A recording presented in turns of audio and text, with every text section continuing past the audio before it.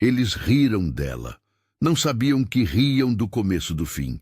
O carro parou no sopé do morro, como quem pede licença a uma cidade diferente. O motorista de aplicativo tossiu, olhou para o retrovisor e disse que ali não era lugar para mulher sozinha. Mariana desceu do banco sem pressa. O ar tinha gosto de fumaça de churrasco, pó de calçada e diesel. Um funk distante marcava o compasso das vozes. Ela fechou a porta, ajeitou a pasta colada ao corpo e caminhou como quem pertence àquele chão e também a outra posição. Aquela missão que pesava em seu peito como um segredo bem ensaiado. Na esquina, Zé do bar ergueu a cabeça ao vê-la. Zé sabia identificar os rostos que não vinham pela vila diariamente, os de terno que tentavam disfarçar a inquietação, os de táxi com placa diferente, os olhares que vinham de cima, de fora.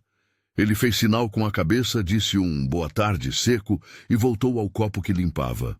Mariana passou por vendedores de couve e por crianças que corriam entre portas. Havia uma rotina quase cirúrgica na vida dali. Quem cobrava a fatura da segurança aparecia, quem devia manutenção no portão da favela pagava e quem discordava sumia. Ela viu à distância Dona Cida varrendo à frente do imóvel, as mãos cheias de linhas finas e um rosto que guardava dó e resistência. Mariana sorriu para ela como quem conhece os cantos do lugar. E conhecia, estudara a favela por meses, ouvira depoimentos, percorrera cada viela em fotografias noturnas e mapas. Era importante que a cena parecesse natural, que ela, a mulher no vestido simples, fosse identificada como mais uma presa fácil na cadeia de negócios que alimentava o poder paralelo. Para isso funcionarem as engrenagens, era preciso que a polícia local fizesse sua parte. E a polícia local gostava de vendas rápidas. O tenente Bastos estava no bar do Zé quando a notícia chegou. Bastos parecia sempre com um copo na mão e um sorriso demasiado disposto quando o assunto era fechar negócio. Ele entrou na roda como se aquele ar de bar fosse extensão de sua delegacia. Fez perguntas breves, olhou a mulher com interesse profissional e com o mesmo olhar de quem avalia mercadoria. Sabia que cada rosto novo podia render. Sabia também os atalhos da rua. Um telefonema aqui, meia hora ali, e tudo estava resolvido. É ela? Bastos perguntou, olhando para o aparelho com os números trocados que só ele entendia. É, respondeu Zé, com a segurança de quem nunca se arrepende do próprio cálculo. Mariana deixou que a cena se desenrolasse. Não se moveu evasivamente, não fez drama. Era preciso, no teatro da venda, parecer vulnerável. Era preciso que a ganância cobrisse a atenção. Quando o policial a interpelou, ela baixou os olhos, conteve a voz. Bastos encostou a mão no coldre e foi rápido no convite frio. Vamos lá conversar na delegacia, disse, em voz baixa, como quem não quer despertar ciúme. A humilhação começou antes mesmo das algemas. A maneira como os outros olhavam, um interesse frio, o riso contido quando Bastos inclinou a cabeça e combinou com alguém ao telefone. Fez do caminho até a viatura uma exposição pública. Pessoas na calçada desviavam, mas uma mulher manteve o olhar. Dona Cida. Quando a viatura passou, ela foi até a beira, enfiou a mão na bolsa e, quase instintivamente, deixou que um cifrão dobrado mudasse de mão para a outra. Pequenos pagamentos que mantinham portas abertas. A venda não era só de carne humana, era uma venda de silêncio, de cumplicidade. No banco de trás da viatura, Mariana sentiu o frio do metal contra os pulsos. As algemas eram um adereço. Enquanto Bastos falava com seus comparsas ao rádio, comemorando o serviço fechado, ela deixou a mão direita encostar na gola do casaco. Ali, um fio fino, velho como uma promessa, um microtransmissor que captaria cada sílaba proferida a poucos metros dali. A pulsação era única e controlada. Em sua cabeça, a contagem da operação se alinhava com a respiração dos que a vigiavam. Eles acreditavam tê-la comprado por um favor, por dinheiro sujo. Naquele momento, Vendiam uma confiança que não lhes pertencia. No gabinete escondido 8 quilômetros abaixo da mansão, Ricardo Valente olhava para os monitores. O secretário de segurança coordenara a entrada de Mariana como um isca. Controlada, visível, vulnerável.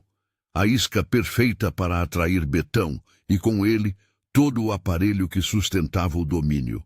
Ao lado, Dr. Fonseca, o delegado-geral, segurava a caneca de café e encolhia os olhos diante da tela. Havia autoridades que fingiam não ver e autoridades que não podiam mais se omitir. Eles acreditam, disse Ricardo sem alegria. Bastos achou que estava lucrando. Achou que faria o repasse e pronto. Ele não tem dimensão do que representa para nós. Fonseca fez um gesto seco. Ele sabia quanto risco aquilo implicava. Expor a milícia implicava expor também quem se beneficiava em gabinetes de vidro.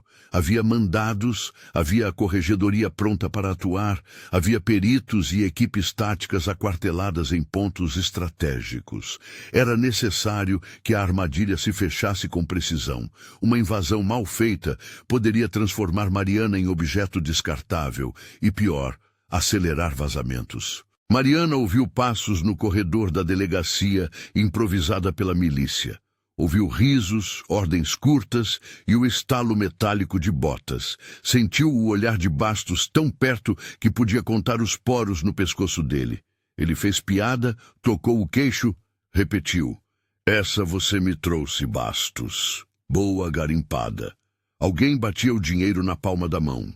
Outro fazia sinal de reconhecimento. A delegacia, na verdade, era um sólido ponto de apoio da milícia. Papéis dobrados em gavetas, listas que nada diziam às autoridades oficiais, mas muito aos que mantinham o controle. A civilidade do prédio exercia uma função de fachada. Lá dentro, as vozes eram livres para cometer pequenos espólios. Eram rituais que se repetiam para manter a aparência de normalidade. Uma ficha preenchida, uma assinatura forçada, uma cafeteira de quem só fingia atender ao protocolo. Mariana sabia que teria pouco tempo para captar provas que pudessem sobreviver ao primeiro escrutínio. O microtransmissor captaria conversas, nomes, endereços. O sinal chegaria ao gabinete de Ricardo. Mas provava-se algo além de palavras. Em algum lugar da mansão havia arquivos, conversas registradas, graças à tecnologia que não era da velha guarda da milícia. Betão gostava de fotografar suas conquistas, de colecionar imagens como troféus. Era aí que um HD poderia tornar-se peça de acusação. E era aí que, naquela noite, o acerto de conta poderia nascer. A chegada à mansão foi um corte de luz. Da favela, o acesso era feito por um portão de ferro e um pequeno pátio que cheirava a combustível. Havia, do lado de fora, vigias que sorriam com dentes dourados, crianças que fingiam brincar, mas observavam tudo. O interior era uma sequência de opulência sem vergonha. Carpetes grossos, com manchas recém-esquecidas, lustres que queriam lembrar candelabros, um salão amplo onde uma mesa corria de ponta a ponta com garrafas alinhadas. Betão apareceu cercado de gente como um rei das bocas. Magrão, o braço direito, fez a ronda da sala e esticou a mão para o que julgavam ser o pagamento que Bastos trouxera. Dr. Medeiros, o advogado que lavava imagens e números, acompanhava a comitiva com um sorriso protocolar. Ele era a camada que justificava a impunidade. A cada passo de Betão, risos encobertos batiam no teto. Boa noite, comandante, disse Bastos com a deferência que o dinheiro compra. Trouxe uma novidade. Betão, que costumava medir as pessoas por tremores na voz, por joelhos que cediam, cheirou a vantagem como um predador. Mandou que abrissem a bebida, chamou alguém para tocar um som alto e transformou a humilhação em espetáculo. Mariana foi posta em um canto do salão como uma mercadoria exposta, mão no pescoço, olhos baixos, a face do que pode ser descartado. Alguns estenderam a mão para tocá-la como convites indecentes. Outros, mais discretos, só observavam com olhos oblíquos. Ela seguiu o plano. Fingiu medo, permitiu que a ilusão de fragilidade se instilasse como veneno, mas por baixo daquela trama, cada palavra que proferia registrava-se no microtransmissor. Cada risada, cada comando de Betão era captado e enviado à mesa de Ricardo. A operação precisava de um registro técnico, de algo que não se desgastasse com a fala de testemunhas compradas ou com memórias que se fossem. O gravador e o transmissor eram os ossos da prova. No salão, Betão exibiu álbuns de fotografia e vídeos de serviços que mantinham a cidade sob rédea. Ele tinha álibis escriturados em papel, contratos velhos que assinavam o silêncio dos empresários, nomes riscados que voltavam à vida como rostos. Cada imagem era uma linha no mapa que ligava prédios, prefeituras, gabinetes e delegacias. Era uma rede que transformava medo em lei privada.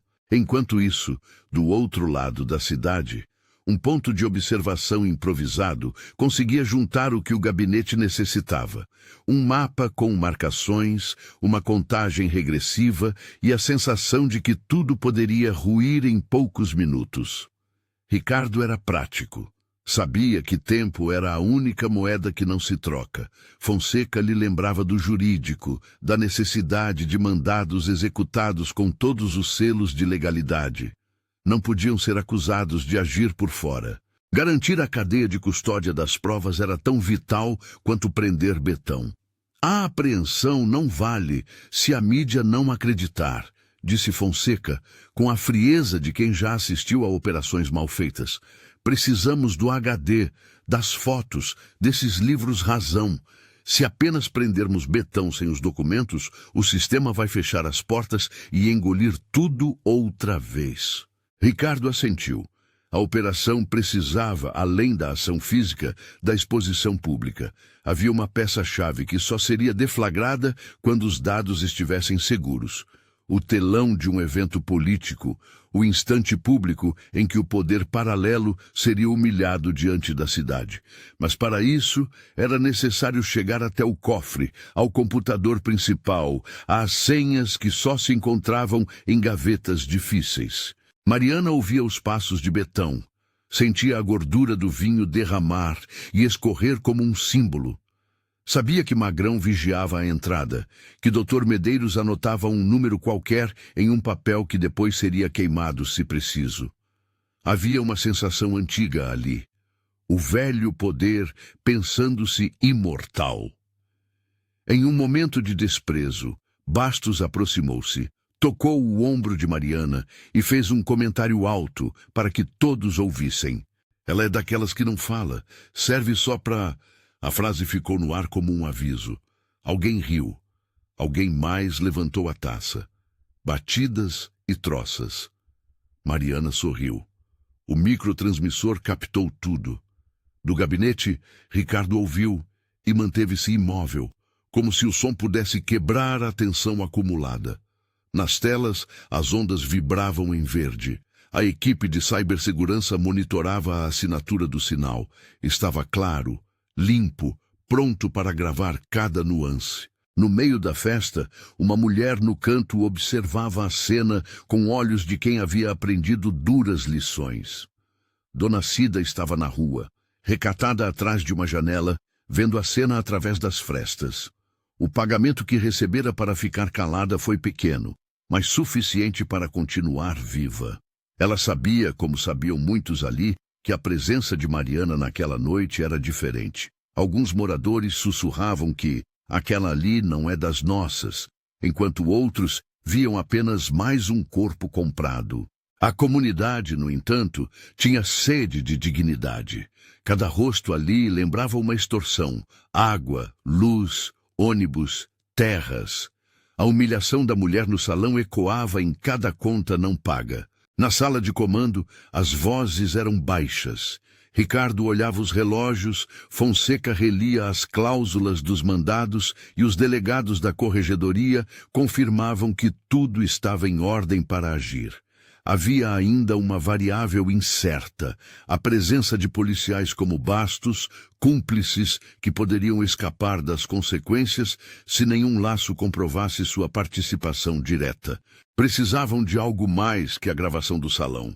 Precisavam de documentos que ligassem Bastos a pagamentos, de mensagens salvas, de provas físicas nos bolsos, em HDs escondidos. Mariana ouviu, então, o som que mudaria a noite.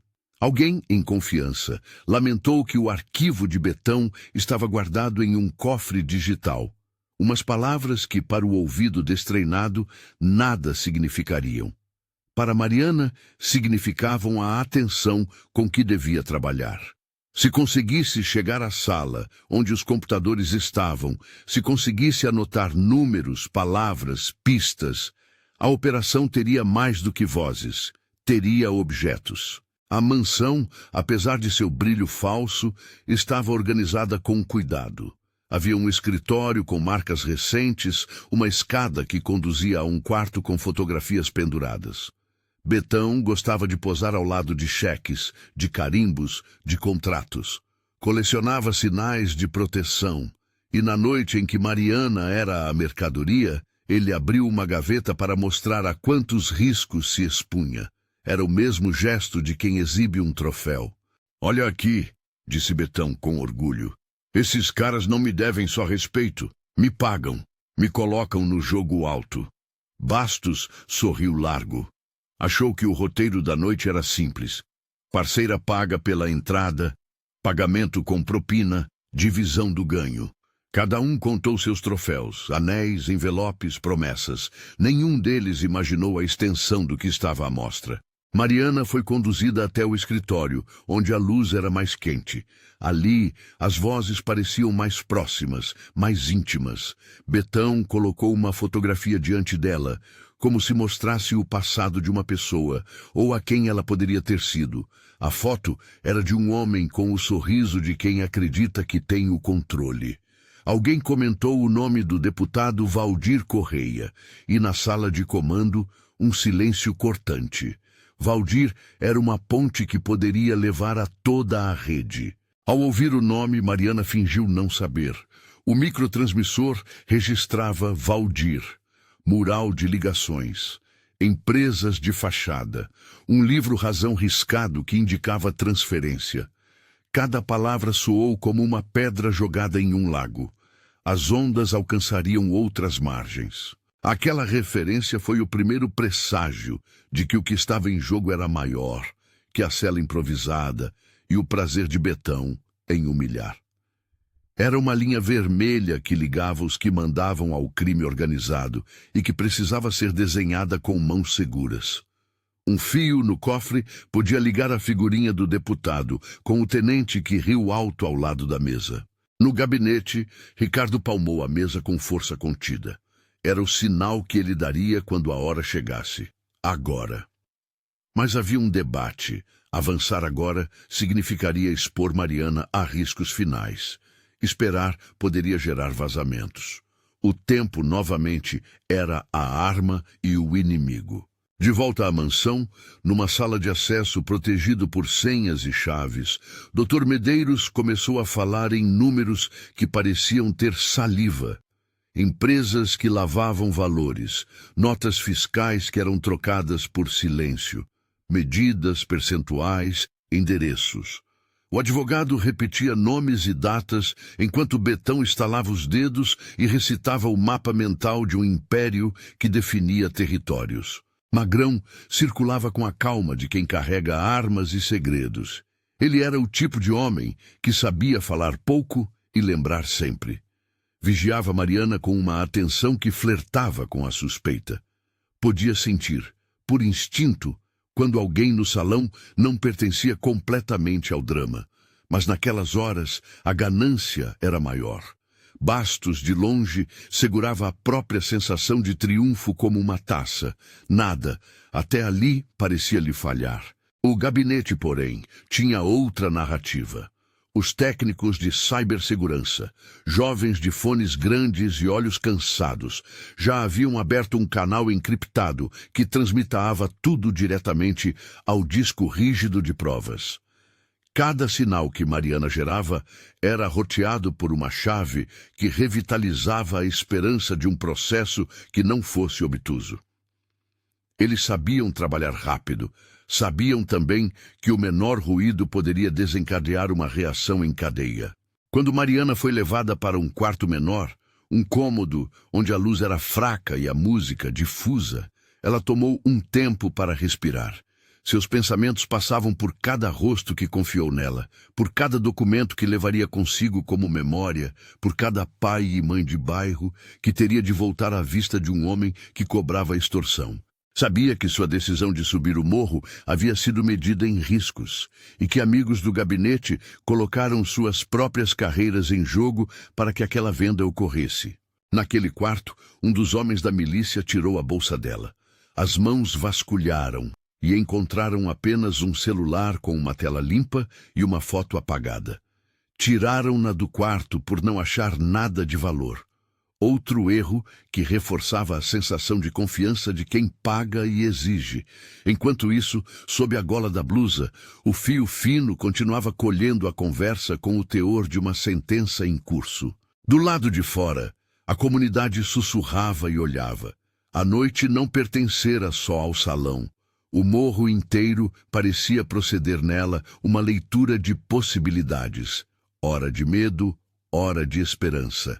Alguns, discretamente, seguiram a viatura que levou Betão para o baile de poder.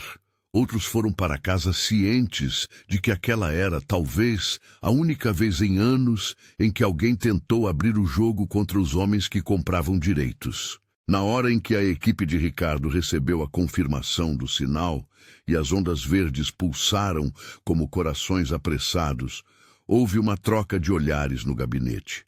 Fonseca olhou para Ricardo com a pergunta que não precisava ser dita. Temos o suficiente? Ricardo, por sua vez, observou a transmissão. Ouviu Bastos rir, ouviu Betão falar do deputado, ouviu o doutor Medeiros citar números. Era hora de mover as peças. Mas mover erro poderia ser fatal. Um mandado mal executado permitiria que o sistema se fechasse. Um vazamento poderia significar que a rede descobriria a identidade de quem havia planejado a isca. Havia, então, a necessidade de alinhar a operação com a corregedoria, com peritos, com uma cadeia legal que resistisse a manobras. Enquanto isso, Bastos brindava. Ele não suspeitava que na sala escura para onde Mariana fora levada, as vozes que achava caladas já se tornavam provas. Cada gesto de arrogância, cada piada de quem se julgava intocável era gravada. Eles não sabiam que tinham vendido a mulher errada para o homem certo e que por trás do rosto dela havia uma mão que conduzia os fios da captura. No salão, um brinde maior.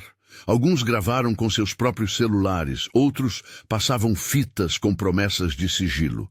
A vaidade era o combustível da milícia, tornava-os previsíveis, e previsibilidade naquela noite era o que permitia à equipe de Ricardo enxergar o caminho. Mariana, sozinha do outro lado da cortina de veludo, sentiu o peso de ser peça, não por fragilidade, mas por escolha. Ao apertar o ponto frio do transmissor, um lampejo de luz percorreu sua pele. Era o sinal de que podia ser ouvida. Em seus pensamentos, passou a imagem das pessoas que contara como sua razão. Havia mães como Dona Cida que pagavam taxa por respirar. Jovens que vendiam horas por nada, e a cidade inteira que tinha um rosto agora diante de uma televisão que, com o tempo certo, mostraria algo impossível de negar. Um som vindo do corredor, passos, risadas, sinalizou a chegada de alguém importante. Betão entrou de novo, mais sério, com uma pasta de couro na mão. Olhava para os rostos com autoridade. Era um soberano pequeno que se acreditava gigante.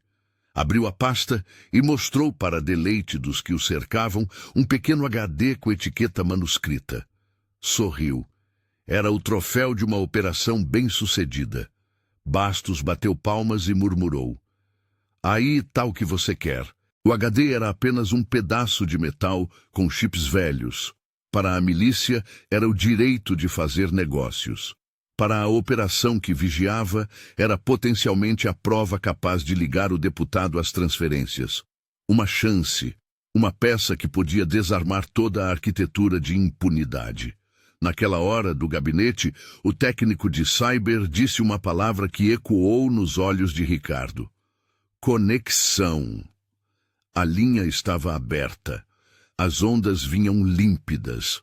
Era o tipo de momento que, se bem usado, mudava narrativas. Mas havia um detalhe. Bastos, no seu orgulho, abriu mão de checar o conteúdo. Ele entregara o HD a Betão com a segurança de quem não imagina perder algo que já é seu.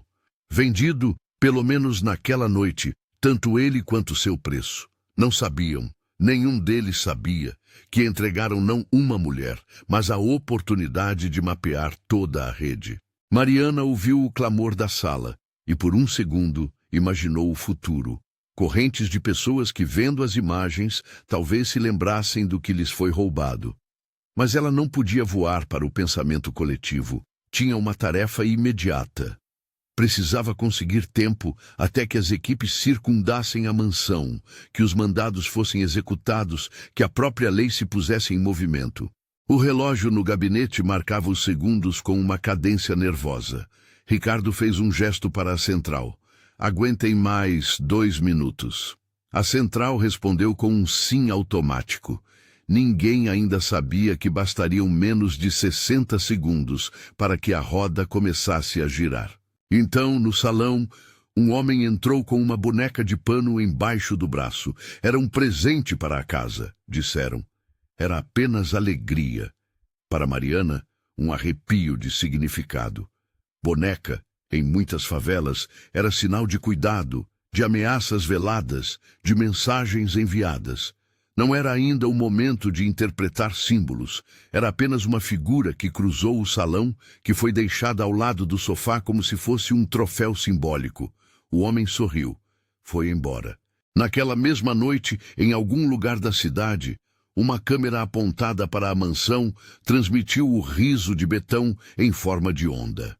A operação nos bastidores ajustou as frequências, checou redundâncias, validou a cadeia de custódia. Mandados digitais foram preparados, números de cheques cruzados, nomes riscados. Havia pressa, mas também havia um zelo que evitava o desastre. Quando a porta do quarto onde Mariana estava se abriu e uma voz rude disse que era hora de ir para o salão de novo, ela se levantou devagar. Sorriu. Precisava manter a ilusão. Bastos estava a alguns passos, com um ar de predador satisfeito. Betão a olhava como fosse um troféu, um símbolo do poder de controlar corpos e destinos. Eles não sabiam que, naquela mesma respiração, haviam violado um princípio que os denunciaria. Mariana suportou a humilhação com a dureza de quem carrega um propósito. Ao ser empurrada de volta ao salão, o microtransmissor continuou a falar por ela. As vozes se empilharam. O advogado murmurou nomes, o deputado saiu em cena em apenas uma menção, e a voz de Bastos, grave e segura, repetia o que achava ser o negócio da noite. Todas as peças moviam-se exatamente como previsto. No gabinete, a equipe cessou o ruído e trocou olhares. Ricardo apertou o botão que acionaria a fase seguinte, notificar as equipes táticas, confirmar os mandados, garantir perícias. Um homem no rádio respondeu com uma voz curta: "Estamos prontos." A contagem começou. Mas ninguém, naquela noite, poderia prever as reações em cadeia. Nem o público que olhava a mansão pelas telas, nem os moradores que se enchiam de esperança, nem os que, no alto da cadeia, respiravam aliviados por ainda ter as cartas. Os que haviam vendido a mulher para repostar seus pecados não sabiam que venderam a peça mais importante do jogo. Mariana ouviu o crepitar distante de um gerador, sentiu o velho estalo de uma luz quente sobre a cabeça. Ao mesmo tempo, do outro lado da cidade, um jovem técnico de fone grande segurou o fio com as mãos e disse ao rádio: "Entraremos em 3." As ondas verdes piscavam como olhos atentos. Ela encontrou o olhar de Bastos por um segundo. Havia uma arrogância no rosto dele que não se desmontaria tão cedo. Ele acreditava ter fechado um bom negócio. Ele não sabia o que o microtransmissor já havia mandado, nem que a pasta de betão com o HD estava prestes a ser copiada. Naquele instante preciso, Mariana apertou o botão do transmissor e, com a voz baixa, quase inaudível para os que a cercavam, disse uma única frase para o receptor do outro lado: "Pronto." A palavra foi simples, simples como a abertura de uma gaveta. No gabinete, as ondas responderam com um curto afirmativo. Era o sinal que havia esperado meses. Era o sinal que dizia: o jogo começou. E foi exatamente então que, do outro lado do morro, um farol de luz cortou o céu, como se a cidade tivesse menos medo por alguns segundos. Sirenes se organizaram em silêncio. Carros especiais saíram de seus abrigos. Nas ruas, olhos se ergueram, esperando o desfecho. No salão, ninguém percebeu o tremor estranho além do riso. Bastos continuou a se vangloriar. Betão ergueu a taça. Dr. Medeiros folheou um documento com calma. Magrão encostou-se ao canto. Um a um, os rostos iluminaram-se pela opulência e a sensação de invencibilidade reinou. Mas por trás daquele brilho, algo começava a se mover. Um fio do cofre foi acionado. Um HD começou a ser copiado, mesmo que em segredo. Os equipamentos do gabinete tinham conseguido uma réplica. E ali, naquela réplica, estavam nomes, datas, transferências. A operação estava por um fio. Ainda faltava o passo mais difícil: entrar, prender e garantir que as provas não se perdessem nos labirintos do poder. Ainda faltava garantir que aqueles que haviam vendido a mulher para o crime, policiais como Bastos, fossem expostos em praça pública. Ainda faltava a hora em que a cidade veria, num telão, a humilhação convertida em retrato de acusação. A noite fez o seu último sopro naquela cena. O riso, o vinho, os troféus e a boneca no sofá transformaram-se em sombras longas. Lá fora, a cidade dormia num sono inquieto. Lá dentro, uma mulher vinha sendo vendida sem que os compradores soubessem o quanto realmente perdiam. Quando a contagem regressiva no gabinete chegou a segundos e todos os rostos que conspiravam para salvar-se aguardavam, o rádio da central estalou. Uma voz firme disse apenas: "Executem." E com essa palavra, o silêncio da cidade rompeu-se como uma cortina. A porta do salão, por fim, abriu-se para receber novamente Mariana. Havia aplausos ruidosos, há um brinde final. Há uma sensação coletiva de que nada mais poderia mudar. Eles tinham venda garantida pela polícia. Eles não sabiam que tinham vendido, ao mesmo tempo, a chave de seus próprios segredos. E naquele pequeno detalhe, a ignorância de Bastos sobre a verdadeira identidade da mulher, residia a virada que mudaria por algum tempo a vida da favela e a história de muitos. Quando Mariana olhou para o rosto de Bastos, seus olhos não pediram clemência. Pediram outro tipo de reconhecimento. O reconhecimento de que a conta estava chegando. Ele sorriu, satisfeito, e erguia a taça como se o futuro já estivesse pago. Na sala de comando, Ricardo respirou fundo. Fonseca ajustou os óculos. As equipes se alinharam. O primeiro movimento estava marcado. A cidade inteira ainda não sabia o que aconteceria, mas por baixo daquela noite havia o som estranho de algo que começava a desmoronar. E no momento em que a equipe se preparava para cruzar a linha que separa o teatro da prisão da realidade da lei, uma última imagem permaneceu no coração de Mariana. A boneca solitária no sofá, com um botão costurado no peito como vestígio de um aviso.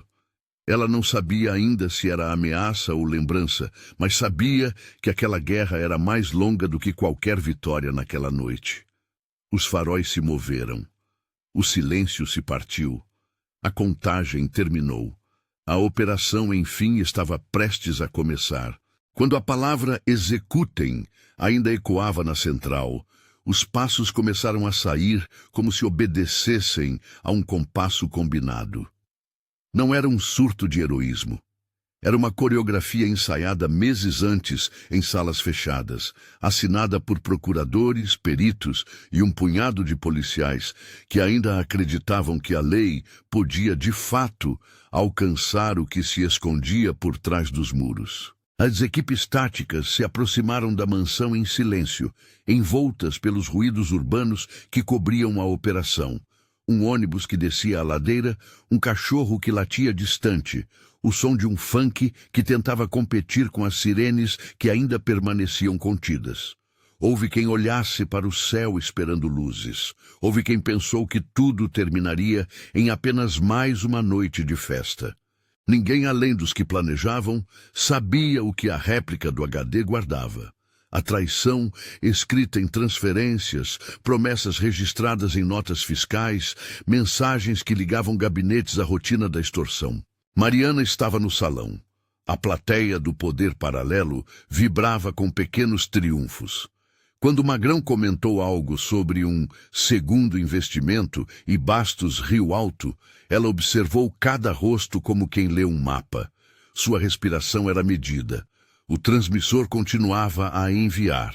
A equipe no gabinete começou a ver, em tempo real, como os atos se transformavam em provas.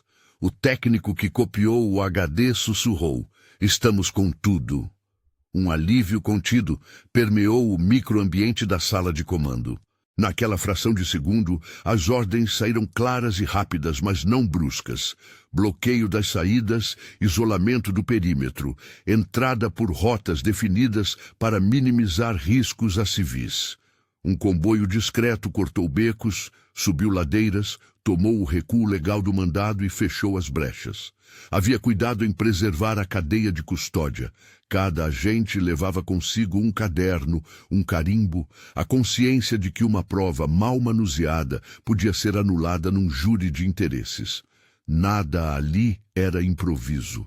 Quando a primeira equipe bateu no portão, o som foi um trovão contido. Lá dentro, o salão silenciou por um segundo. Betão ergueu a cabeça, os olhos buscando entender se era briga de rua ou algo mais. Magrão tentou puxar a arma escondida, a reação foi imediata. Vozes firmes, ordens, cumprimento de mandado. Não houve espetáculo sangrento. Houve execução de um ato legal com precisão, e isso já era suficiente para desorganizar os corpos que se julgavam intocáveis. Betão tentou reagir com a postura do homem que sempre solucionou seus problemas com dinheiro e influência. Mandou que prendesse os intrusos, que maltratasse os policiais traidores. Mas a sequência veio como uma onda bem calculada. Agentes da corregedoria apareceram com documentos, juízes com mandado, peritos trazendo caixas de lacre. O rosto de Dr. Medeiros, que antes se imobilizava em pareceres, empalideceu diante dos carimbos oficiais. A sensação de impunidade vacilou. Bastos, naquele momento, teve o olhar dividido entre susto e cálculo. Em sua intuição de quem vivia de pequenos acordos, ele primeiro pensou em desaparecer, em sussurrar desculpas e em pagar por mais silêncio. Mas as câmeras já contavam. O microtransmissor que agora virara peça central havia deixado rastros, conversas, nomes, referências. No bolso de Betão, a réplica do HD, a cópia segura feita à distância no gabinete, foi apresentada como prova material. Bastos tentou negar, tentou se agarrar a protocolos, mas a perícia havia colhido assinaturas digitais, registros de transferências e depósitos que alcançavam números que ele conhecia bem. Contas, empresas de fachada, notas frias assinadas por canetas conhecidas. Enquanto algemas frias apertavam pulsos que antes se consideravam superiores, Mariana sentiu a vertigem da verdade chegando. Ela observou, sem alívio exorbitante, a prisão daquele que transformara medo em moeda. A sensação não era de triunfo pessoal, era de vitória técnica e simbólica. O sinal que partira debaixo de sua pele havia feito o trabalho. Transformar a conversa em prova e humilhação em documento.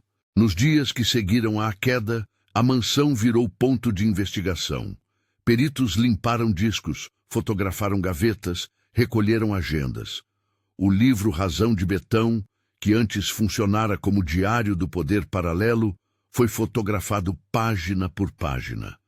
Cada anotação, cada carimbo e cada cheque foram digitalizados, assinados, autenticados. A mídia começou a se aproximar. O nervosismo de alguns envolvidos se transformou em negociações discretas por advogados. O gabinete de Ricardo tratava o material com a severidade de quem sabia que a narrativa pública seria tão decisiva quanto a prova técnica. A segunda fase precisava de palco. Se uma prisão silenciosa tirava o chefe das ruas, a humilhação pública do sistema que o mantinha era a peça que desmontaria estruturas.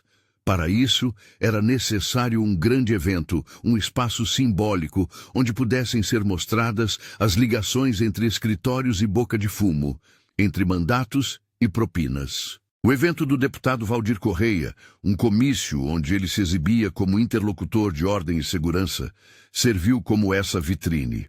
O telão daquela convenção era o alvo. Havia entre as estratégias o risco calculado de usar a exposição para defender a operação.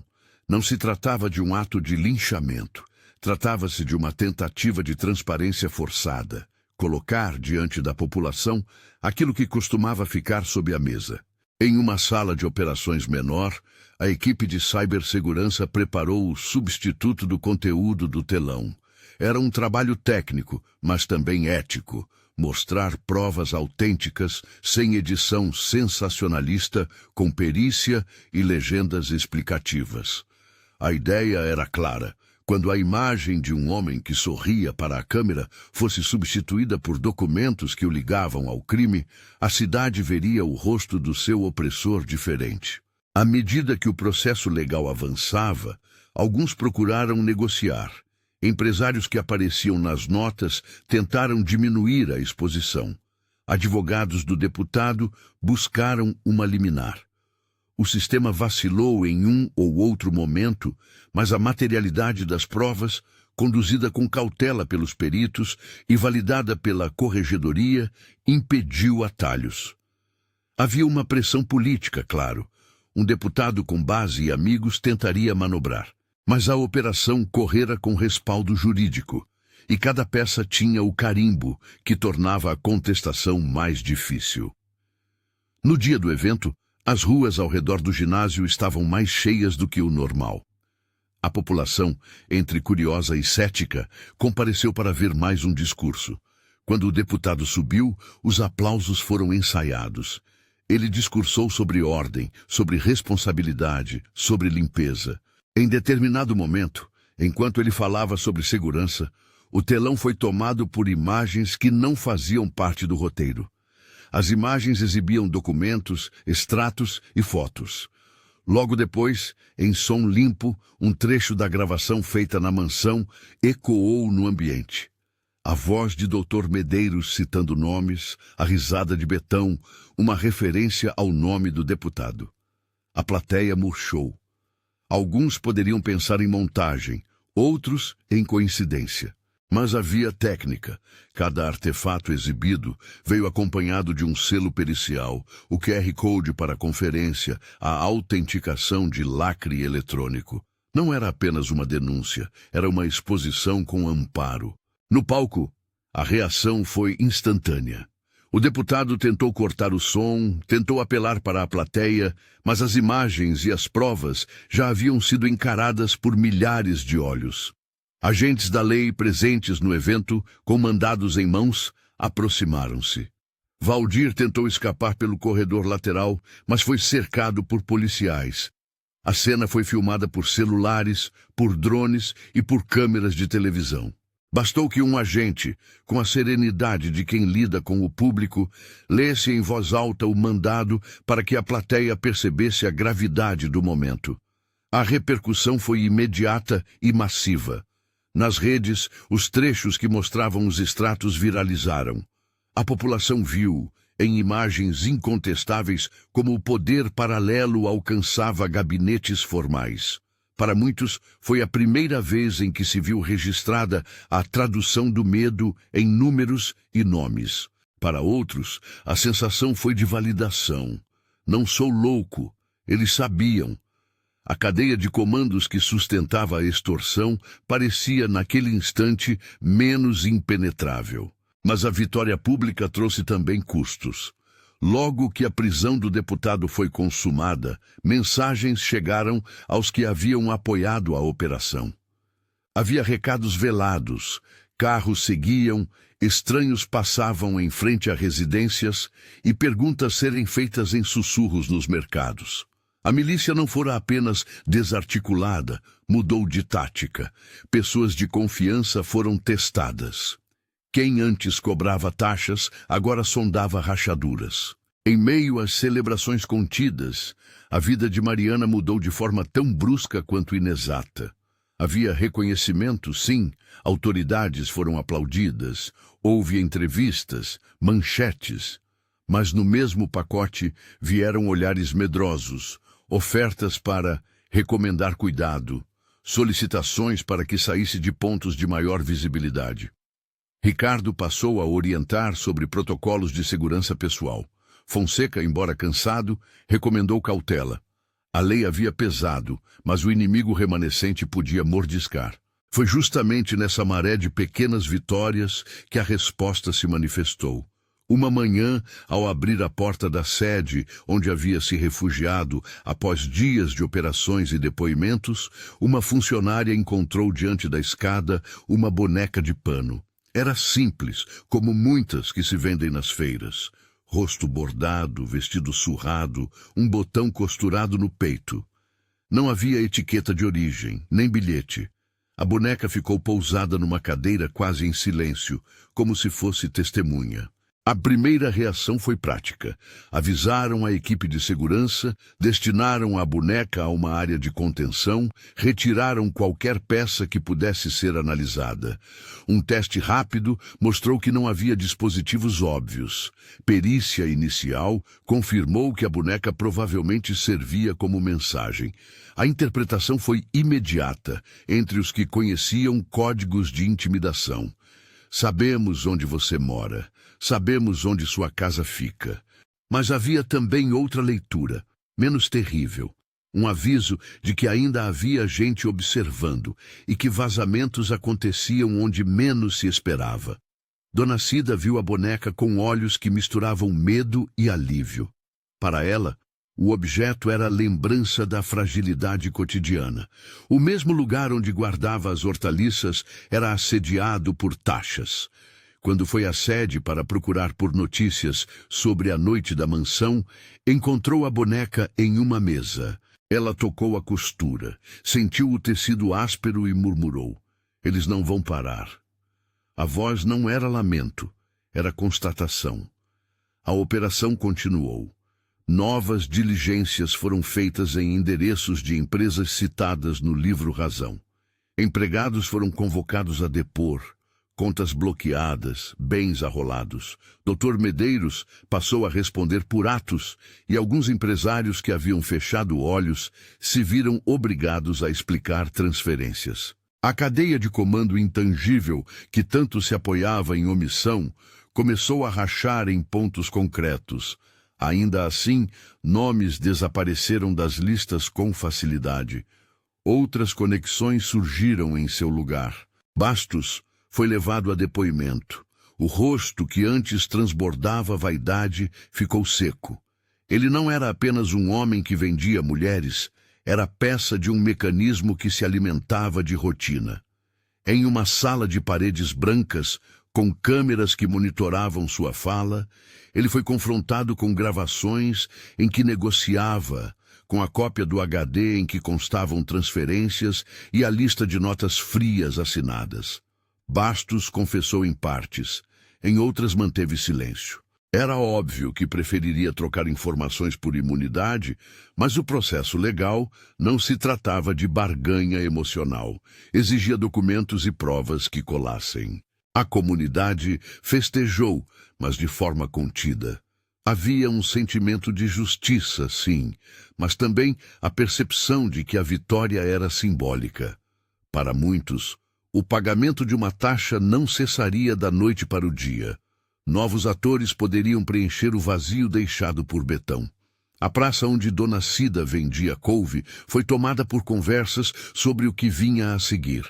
Reforço de associação de moradores, vigilância coletiva, reuniões com a nova liderança da secretaria. A troca de palavras era prática, voltada a pequenas resistências cotidianas, porque todos sabiam que mudança estrutural é trabalho longo. Mariana, nos momentos em que conseguia um pouco de silêncio, caminhava pela comunidade que a observava com estranhamento.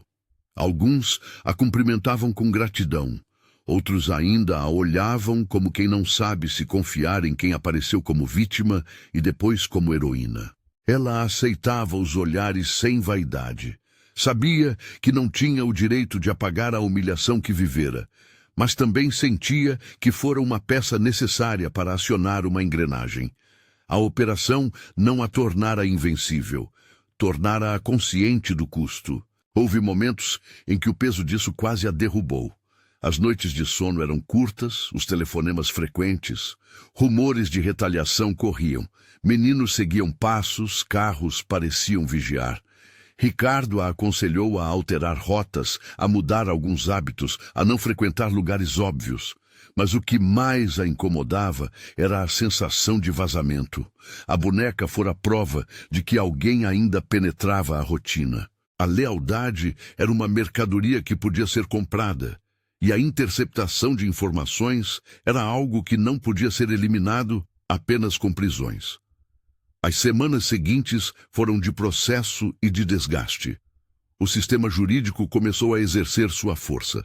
Instruções foram distribuídas, testemunhas convocadas, documentos juntados aos autos. A imagem pública de Betão desmontada serviu como munição para investigações em outras frentes. Contratos de limpeza urbana, concessões de pequenos serviços, terrenos cedidos a empresas de fachada. O deputado Valdir viu seu gabinete esvaziar. Escândalos políticos surgiram ao longo de fotos que antes eram apenas troféus na mansão. Alguns que antes foram cúmplices tentaram negociar. Outros preferiram calar-se. Porém, nem tudo correu como uma engrenagem perfeita. Surgiram represálias judiciárias, recursos e estratégias de postergação. Havia quem conseguisse adiar a exposição tempo suficiente para que partes cruciais do enredo desaparecessem em prazos processuais. A batalha legal mostrou-se rapidamente tão complexa quanto a batalha nas ruas. Mariana e sua equipe souberam que vencer a noite era apenas abrir espaço para uma guerra de longas batalhas jurídicas, prazos e negociações profundas. Mesmo assim, houve pequenos progressos que serviam de combustível. Empresários que viram seus bens bloqueados preferiram firmar acordos de leniência e aportar informações que antes estavam soterradas por medo. Um contador, apanhado pela perícia, resolveu colaborar e apontou nomes de empresas que lavavam propinas. Um técnico de banco detalhou transferências. Cada peça nova significava outra possibilidade de desmonte. Enquanto isso, na favela, a vida foi se rearranjando. A presença de agentes da lei foi para alguns um alívio temporário, para outros um lembrete de que a ordem poderia não se sustentar. A Associação de Moradores organizou-se, reuniões, cadernetas de denúncias, articulação para a segurança comunitária. Havia também quem dissesse que a paz era frágil, e de fato era. A boneca continuava a ser lembrada como aviso. Ninguém sabia quem a enviara. Se remanescentes de Betão, se aliados de clientes poderosos, se apenas um ato de intimidação de alguém que queria marcar território. A falta de resposta concreta para essa pergunta era um nó que não se desfez. Num depoimento público, numa entrevista no salão da prefeitura, Ricardo destacou com precisão: "Nós perseguimos peças do sistema, não prometemos milagres. O que fizemos foi transformar ventos de impunidade em documentos. O resto depende de processo." A frase foi aclamada por alguns, criticada por outros. Era, no entanto, verdadeira. A lei age em passos. A rotina das investigações trouxe surpresas. Em arquivos de e-mails havia menções a uma construtora que aparecia repetidas vezes. Em fotografias recuperadas de um celular, surgiam imagens de inaugurações com certificados e placas de agradecimento. O fio que ligava obras públicas ao pagamento de propinas começou a ganhar forma. Delegados que antes olhavam de soslaio passaram a escancarar gavetas. O alcance da operação, que começara com um microtransmissor preso ao corpo de Mariana, revelou-se extenso e, ao mesmo tempo, incompleto. Em um certo dia, a defesa de Betão tentou uma estratégia de delação. Ele ofereceu nomes em troca de redução de pena. Parte do material que ele entregou foi útil para apontar rotas de lavagem de dinheiro. Parte era vago, um manto para proteger aliados. Ainda assim, alguns empresários começaram a ser chamados para depor, e alguns prefeitos de pequenas cidades passaram a explicar contratos obscuros. A sensação de que a rede era ampla e de que a investigação só começava foi real. Numa reviravolta menos esperada, surgiram tentativas de desacreditar as provas. Advogados acusaram adulteração, alegaram que a cópia do HD era manipulada. A perícia, então, teve papel decisivo: demonstrar com formalismos técnicos e laudos que a cadeia de custódia fora respeitada. O processo cresceu em complexidade, mas também em robustez. Os laudos periciais transformaram conversas em dados, e dados em documentos que o tribunal teve que considerar. Enquanto isso, no cotidiano, a reação da milícia adaptou-se. Novas lideranças emergiram. Mesmo com prisões, estruturas locais se reconstituíram silenciosamente. Para muitos moradores, a sensação era agridoce. O homem que pagava não estava mais lá, mas a lógica que o sustentava ainda respirava. A luta, então, deixou de ser apenas contra rostos e passou a ser contra engrenagens. A associação local intensificou campanhas de cidadania, denúncias anônimas e busca de parcerias com ONGs e com o Ministério Público. Pequenos resultados surgiram. Um comércio deixou de pagar taxa, uma obra passou a ter fiscalização mais rigorosa. Mariana, em meio a relatórios e entrevistas, sentiu o peso crescente da atenção. Pessoas a procuravam para agradecer, outras para acusar. Havia quem questionasse os métodos e quem a vitimizasse de novo. Ela sabia que sua exposição pessoal podia gerar riscos para sua família e, em razão disso, optou por colocar protocolos de proteção aos que viviam próximos a seu cotidiano. Ainda assim, a boneca deixou um traço indelével: a noção de que a intimidação se renovava. No particular, houve uma carta que a tocou profundamente. Era de uma moradora que agradecia pela ação. "Aqui a gente respira um pouco mais", dizia. Em outra mão, uma reunião com mães trouxe histórias de jovens que, graças à queda de Betão, tiveram novas possibilidades. Pequenos relatos como aqueles deram a Mariana a certeza de que a operação fizera sentido. A justiça nem sempre vinha com glória. Ela vinha com passos modestos que alteravam vidas. Nos tribunais, o processo contra Betão e seus cúmplices avançou com etapas que pareciam intermináveis: audiências de custódia, perícias de autenticidade, argumentos que tentavam equivocar a materialidade das provas.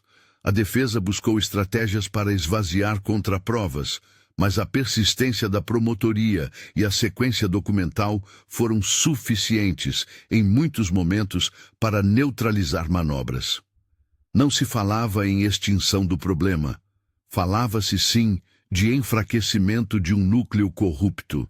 Em certo momento, a promotoria solicitou medidas cautelares sobre bens de interesse público que haviam sido subjugados por contratos suspeitos.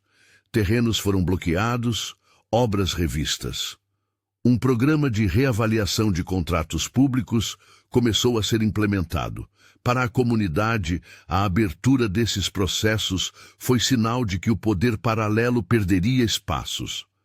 Para Mariana, era um alívio. As pequenas vitórias administrativas tinham impacto direto no cotidiano das pessoas. Mas a guerra de fatos também teve episódios de violência simbólica. Cartas anônimas, placas queimadas, ameaças por telefone. Tudo para mostrar às pessoas que denunciar era custoso. A boneca, que inicialmente fora apenas um sinal, ganhou significado como um símbolo dessa resistência perversa. A difusão do medo como instrumento político continuou a existir. E então veio um episódio que testou a capacidade do sistema de preservar sua própria integridade. Um vazamento de nome de testemunha ocorreu. Procuradores precisaram realocar pessoas. Medidas protetivas foram ampliadas. A defesa alegou que a perseguição às testemunhas invalidava processos. A corte decidiu, por sua vez, que medidas extras de proteção eram necessárias e ordenou que a Polícia Federal e a Corregedoria se envolvessem para blindar as investigações. A necessidade de proteger a integridade do processo mostrou-se uma batalha à parte. Ao mesmo tempo, houve momentos de respiro. Em uma noite banal, Dona Cida organizou uma pequena festa na rua. Couve frita, música baixa, conversas que ocupavam um lugar diferente do medo.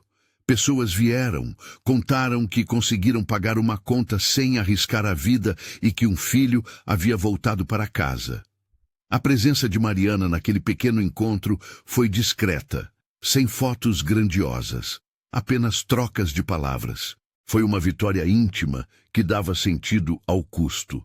No fim, a narrativa que se construiu foi de vitórias parciais. Betão estava preso e com ele vinham documentos e companheiros que ajudariam a compor o cenário de corrupção.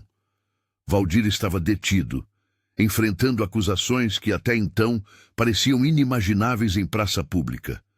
Bastos, enredado, via sua carreira ruir. Mas o coração do problema, entendia-se, continuava pulsando em outros lugares. A cadeia de impunidade tinha raízes profundas. Detonações isoladas não encerravam o problema, apenas o abriam ao escrutínio. A boneca, que vira símbolo de ameaça, acabou por se transformar em recordação que a equipe arquivou. Foi fotografada, catalogada e incluída em relatórios de ameaça. Teve sua imagem usada com cuidado em medida de proteção a testemunhas, ilustração do risco que uma pessoa pública poderia enfrentar.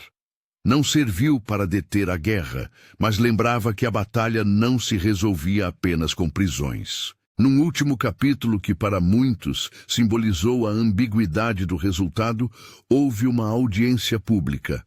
Moradores lotaram as galerias do fórum. Em meio a discursos e no calor de um debate em que muitas vozes discutiam processos, a promotoria expôs, com calma, as provas e o material apreendido. Aplaudirou-se quando um laudo técnico foi lido. Chorou-se também em silêncio. A cerimônia não prometeu um paraíso, mas prometeu reconhecimento. Havia finalmente alguém que ouvira o que durante anos fora apenas ruído. Mariana subiu ao pequeno palanque quando convocada. Não fez discurso grandiloquente. Falou de nomes, de rostos, de mães que perderam renda e de jovens que tiveram vidas interrompidas. Lembrou-se de Dona Cida, do Zé do bar, das crianças que brincavam entre portas. Falou também dos custos pessoais, privacidade perdida, medo de retaliação, a boneca que chegou como prova indesejada. Pediu, por fim, que a sociedade nota não usar colchetes, não abrisse mão da vigilância. Não é um final, é um começo de cuidado, disse com a voz firme. Quando a audiência terminou, a sensação foi de que algo importante havia sido alcançado. mas também de que a estrada era longa. As prisões haviam diminuído o ruído do poder paralelo, mas o sistema que o alimentava ainda exigia vigilância constante. A vitória tática era real, a mudança estrutural era trabalho para muitos. Mariana, olhando as pessoas que voltavam às suas rotinas, soube que o preço fora pago por vários, inclusive por ela. A última imagem que a história deixou foi a de uma noite em que, ao retornar para sua casa, Mariana encontrou uma nova boneca na soleira. Desta vez, tinha um bilhete preso à roupa. Cuidado! Não era a ameaça de antes. Era um aviso que anunciava vigilância. Não se sabia quem a colocara ali, se era um remanescente tentando amedrontar, se era um aliado trazendo um recado, ou se era apenas a lembrança de que a guerra seguiria. Ela pegou a boneca nas mãos, sentiu a textura do pano e, por um instante, permitiu-se perder a máscara da soldada. Lembrou-se de quem era antes de tudo. Uma pessoa que escolhera assumir riscos para devolver dignidade a uma comunidade. Ricardo Fonseca e os outros permaneceram ao lado dela, dizendo que o caminho jurídico continuaria, que a corregedoria seguiria investigando e que políticas de prevenção e mudança estavam sendo reavaliadas. Mas na voz deles havia também um tom que lembrava cautela. Não havia promessas fáceis, havia trabalho, paciência e resistência. A operação havia exposto a ferida. Mantinha agora o desafio de costurá-la com responsabilidade. Para a favela, a queda de Betão significara uma chance de respirar. Para o aparelho político, foi um choque que exigia ajustes. Para os que lucravam com o medo, foi um alerta. Ninguém prometeu que o mal seria extinto. Prometeram apenas que, quando a lei age com coragem e prova, as engrenagens da impunidade podem ser desengatadas, ainda que aos poucos. Mariana guardou a boneca em uma caixa lacrada, junto com documentos, laudos e recortes. Colocou ali também uma carta que recebera de uma mãe da comunidade. Valeu a pena, dizia. A caixa era pequena, mas pesada de sentido. Ao fechá-la, sentiu que a noite em que a venderam fora o primeiro passo de um caminho longo. Havia dor, havia perda, havia, sobretudo, responsabilidade. Quando deixou a sala na entrada, uma última vez, a favela a observava. Havia rostos que a agradeciam, outros que a olhavam desconfiados. As mãos de Dona Cida, que já haviam passado notas discretas para silenciar, agora ofereceram um abraço tímido. O abraço não apagava a humilhação que fora vivida, mas simbolizava algo inegável. A comunidade, ao menos por hora, recuperava um pouco da sua capacidade de dizer não. O processo seguiria. Novas denúncias emergiriam. Novas pessoas seriam chamadas a explicar. Alguns envolvidos pagariam, outros encontrariam rotas de escape. A guerra, concluiu Mariana, continuaria em níveis múltiplos, jurídico, social, político, e exigiria vigilância pública. Ela deixou a caixa trancada na sala do gabinete, mas sabia que aquele era apenas um trancar simbólico. A verdadeira proteção viria da continuidade das investigações, da pressão social e do trabalho cotidiano de um punhado de pessoas dispostas a enfrentar o risco. A boneca ficaria ali como lembrança e alerta. Vitória é possível, mas exige custo. Ao se afastar do prédio pela última vez naquele dia, o céu sobre a cidade tinha um azul mais claro. Não era o azul da paz definitiva. Era o azul de uma manhã em que a lei havia mostrado que pode alcançar sombras. No morro, as crianças continuavam a brincar entre portas. Na praça, o som do comércio retornava. A conquista era parcial, visível e frágil, mas tinha acontecido. Se essa história tocou você, compartilhe. Se essa vitória importa, fale dela. Apoie investigações, proteja testemunhas e não apague a memória das pequenas lutas. Inscreva-se para acompanhar mais histórias que mostram que, mesmo quando vendem a mulher errada por ganância, a verdade pode aos poucos vencer.